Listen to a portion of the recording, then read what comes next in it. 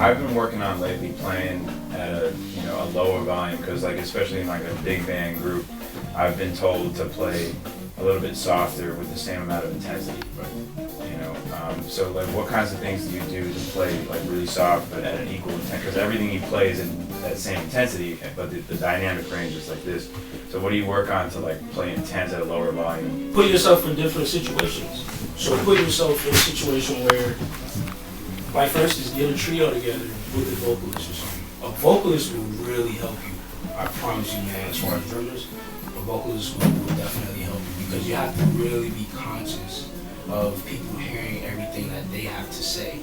And that doesn't mean you bashing the hell out of everything, you know what I mean? You gotta really be conscious of that. So for me, I would say, put yourself in different situations and say, hey, I'm just gonna get a trio and quartet together and like find a real small room and play.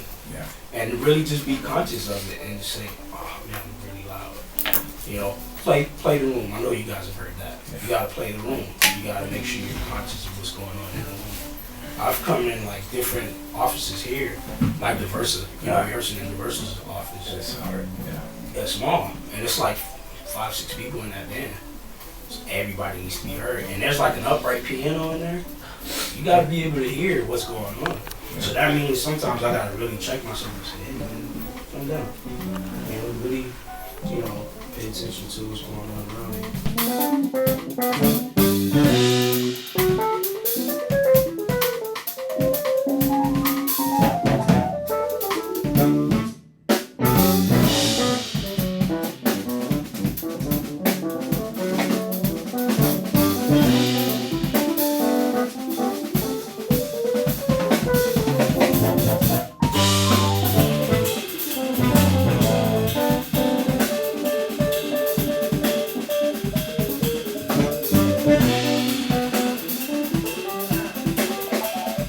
Sometimes I feel like I tense up more when I'm trying to play softer and intense. Like, do you work on like breathing, or do you work on specific exercises with your hands and just your feet?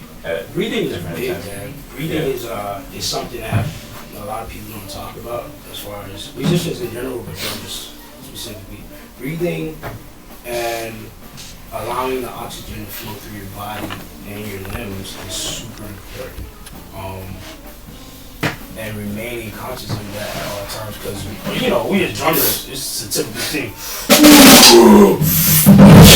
know what I mean? I did it for a long time until a guy I went to the clinic with a rock drummer. No, Derek Roddy. I went to the clinic and Derek was like, yeah, breathing, just making sure that you're, breathing.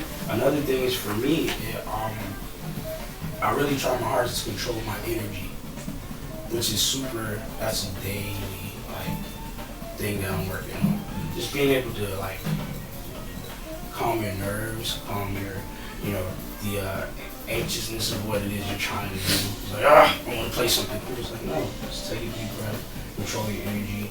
I've really been trying to just sit and execute whatever it is that's coming out, but with half the energy.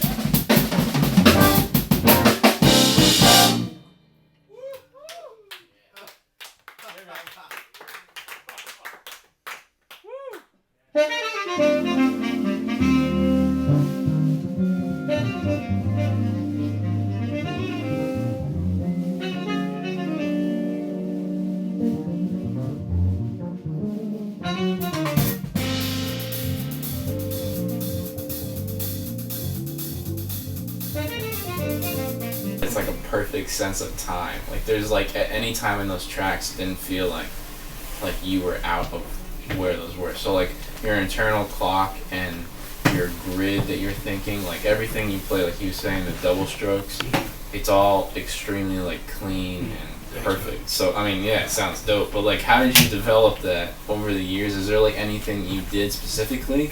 Same thing. Growing up in church, I had to play the click tracks and play the loops all the time. So, you know, it's just like, man, anytime you heard that, hey man, what are you doing? You know, if there was the slightest veer off, you know, of that, there was just like no tolerance for being loose. We call it loosey goosey on the loop. You know, you got to make sure you lock in at all times. So that basically kind of carried over into different genres that I would play, where I understood across the board that great time, that's our job. As drummers, specifically, we're supposed to be there to supply great time, to make everyone comfortable around us. And that means totally being conscious rhythmically of what you're playing and making sure that it's always locked into what's going on. So even if you swing it, like, there's that pocket. But in any situation that I've been in, like, great time that's the best compliment I can receive. For somebody to say to me, man, that felt great. Not, hey man, you played a crazy solo. It's like, nah, I want somebody to say, ooh man, that felt good. You know, that should be all of our jobs.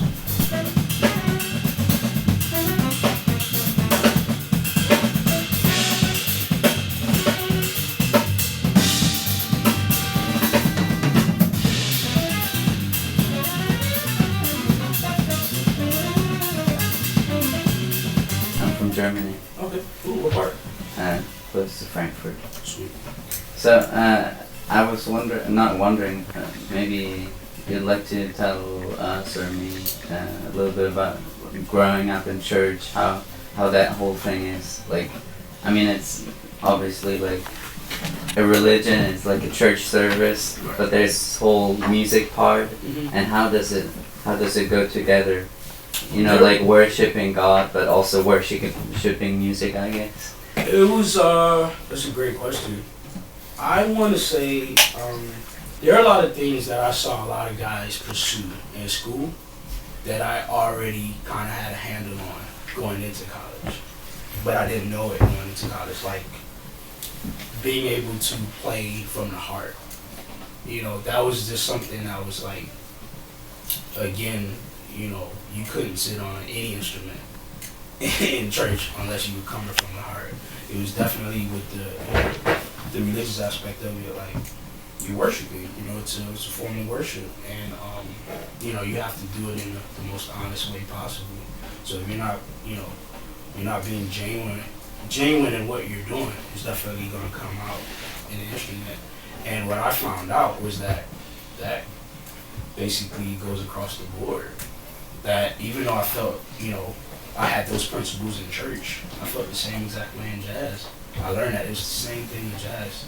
You can feel when somebody's playing stuff that's just, I'm not going to sugarcoat it, BS. It's like you can just tell when somebody's not really coming from here. And that's if a person is playing two notes for a solo, you can feel it, you can feel the heart of it. So that's the thing that I developed early on in playing in church because of the intent and the purpose of why you're playing.